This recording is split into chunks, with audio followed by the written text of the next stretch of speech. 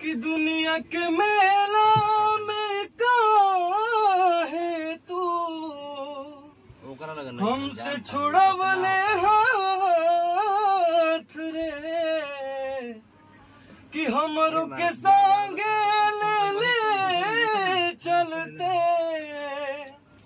ले चलते अपने साथ रे।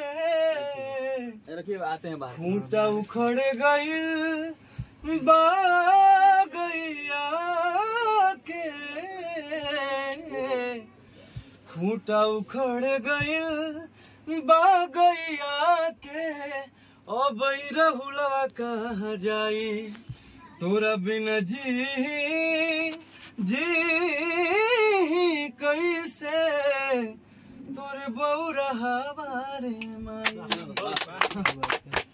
ये गाना हम जब गाते हैं तो अब क्या बताएं, अब हम जाएंगे अपना नाश्ता कर लीजिए। चलिए आते हैं प्रकाश जी पे। महावीरवा वाला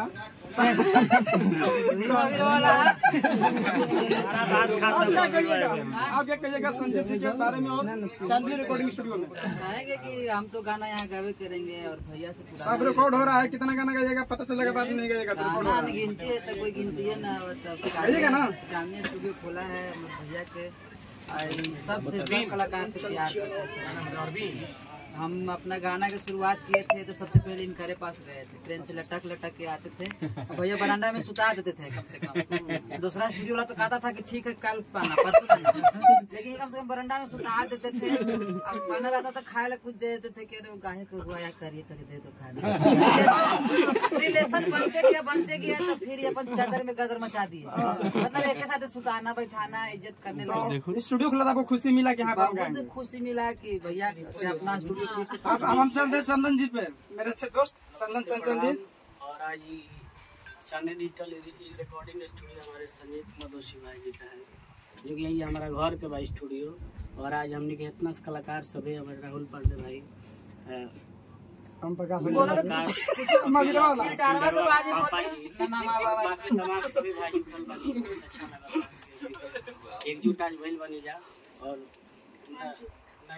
नेहा नैनू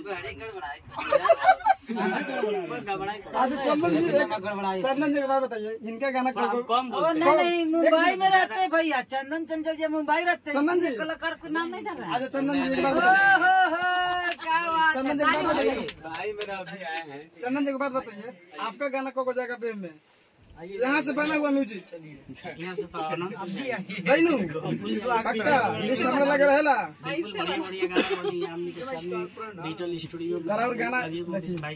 और गाना हम बहुत सुनले बनी संगति ये गाना सुनती है आपका नेहा नैनू ढोड़ी वाला, इससे कैसे कैसे भाई बता देना जरा एक बार स्टूडियो में कैसे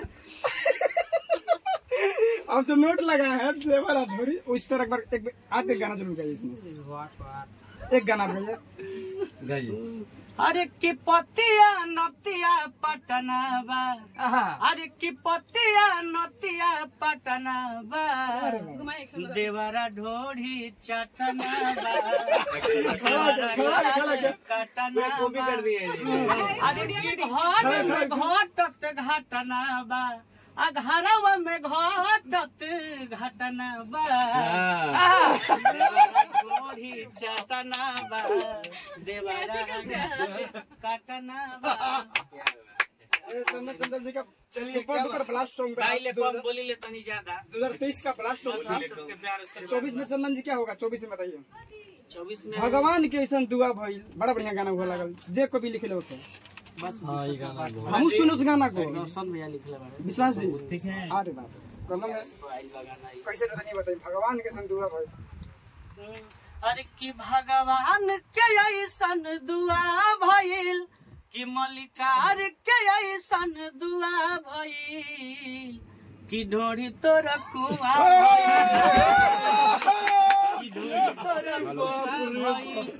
आ देखी के मनवा अजूबा भइल, आ देखी के मनवा अजूबा भइल कि ढोढ़ी तोरा कुआ भइल गोरी रे क्या करेगा इनकारा देख के हम लोग को ढूंढी वाला गाना लास्ट आते हैं गा दिलिए लास्ट आते हैं हम नेहानुल जी पे भाई। हाँ जी। अब इनका ले लेते हैं थोड़ा सा लेटेस्ट में क्या थी आई लो बहुत हाँ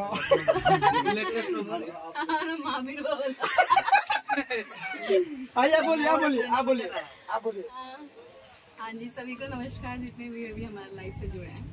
और हम लोग अभी आए हैं चांदनी स्टूडियो में, जो भी आज ही यहाँ पे ओपनिंग हुई है। तो जितने भी लोग देखने वाले हैं, आप लोग आइए इस स्टूडियो में और गाना गाइए, बहुत सारा प्यार दीजिएगा। चंदन जी कुछ गाओ भाई। चंदन जी कुछ नहीं गा रही है। सबसे बड़ी बात है कि बिहार का एकदम इज्जत और मान सम्मान गाओ।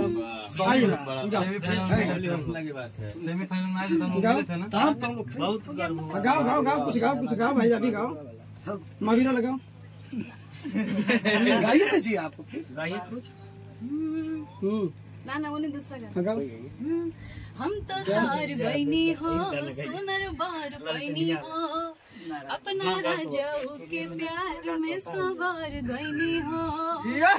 ए खुशी रोहे न गवारे सखी पियवा दुलारे, आए हाय रे सखी पियवा दुलारे, आए हाय रे सखी पियवा दुलारे। आइए कोई नॉन हम अपनी ओर से कर रहे हैं। सभी भाई लोग मेरे यहाँ पे हैं और बहुत खुशी की बात है कि डिजिटल रिकॉर्डिंग चांदनी डिजिटल रिकॉर्डिंग स्टूडियो का शुभारंभ हुआ है आज। और संजीत मधोसी भाई जो कि हमारे समझिए यहाँ पर थे और कोरोना के समय वो चले गए, वो घर से नाराज होकर चले गए और वापस पुनः जो है 2 साल बाद 3 साल बाद ये जो घर से भाग गए थे वापस अपने घर में आए। कहते हैं कि बेटा लोटा किसको बाहर रहेला लेकिन लौट के घर में आवे।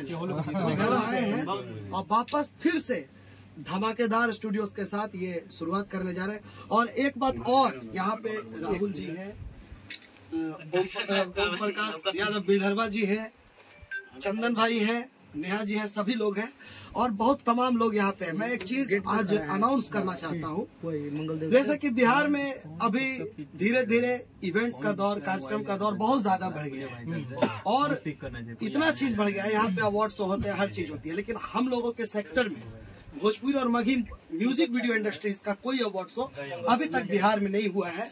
सो इस बार हम लोग मिलकर एक मगधोत्सव टॉप 10 म्यूजिक वीडियो अवार्ड शो ऑर्गेनाइज करने जा रहे हैं, जिसका जो जगह है वो हम लोग राजगीर में रखने जा रहे हैं। क्या बात राजगीर में इसलिए रखने जा रहे हैं, एक मिनट, राजगीर में ताकि जितने भी लोग हैं हमारे भाई लोग हैं एक दूसरे से मिल नहीं पाते काम करने की वजह से, एक दूसरे में लगता है भाई वो मुझे, एक दूसरे में लोगों को लगता है कि हर कलाकार एक दूसरे से ईगो में रहता है, लेकिन हमें लगता है ऐसा हमारे इंडस्ट्री में बिल्कुल नहीं है।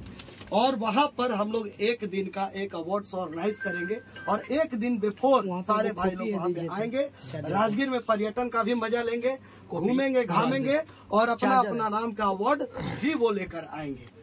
सो प्लीज मैं चाहता हूँ आप लोग का सहयोग रहेगा ना उसमें।